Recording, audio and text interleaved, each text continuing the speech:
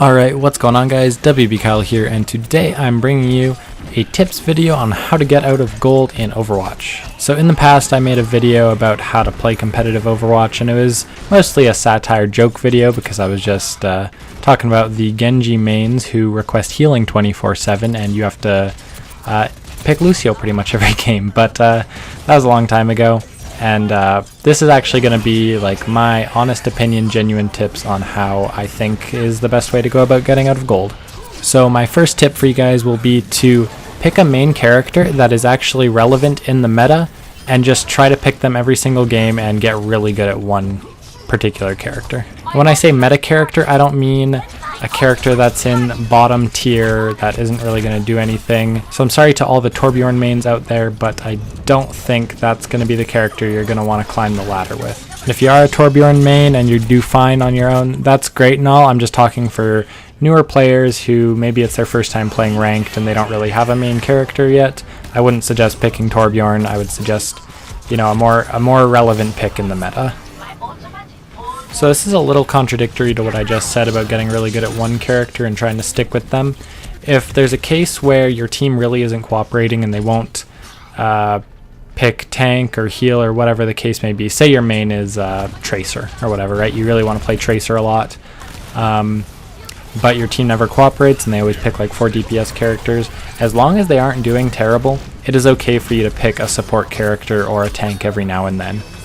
The only time I would tell you to say fuck the team comp is if your team is all DPS and none of them are killing anything at all. Maybe you should just, try to pick Tracer or whatever and take matters into your own hands. Next tip I can give you guys is to use a microphone and really communicate with your team.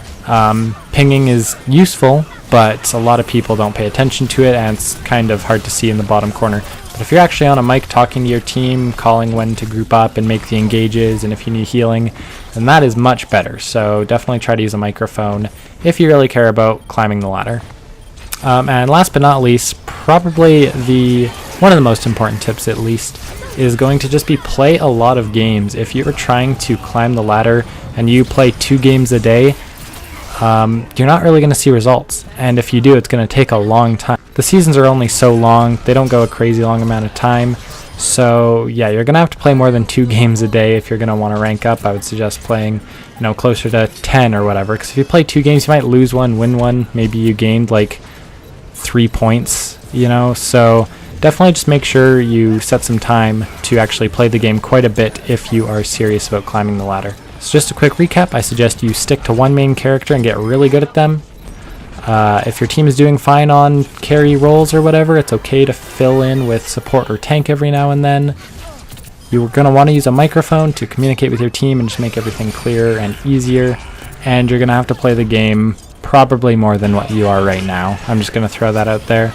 If you're just a student or whatever and you only have time for a couple games, you're going to need to make more time. Otherwise, you're just not really going to see the results you're wanting to get out of gold or whatever rank you're currently in. So that's pretty much it, guys. I hope you enjoyed this video. If these tips help you, drop a thumbs up, and I will see you guys later. Peace.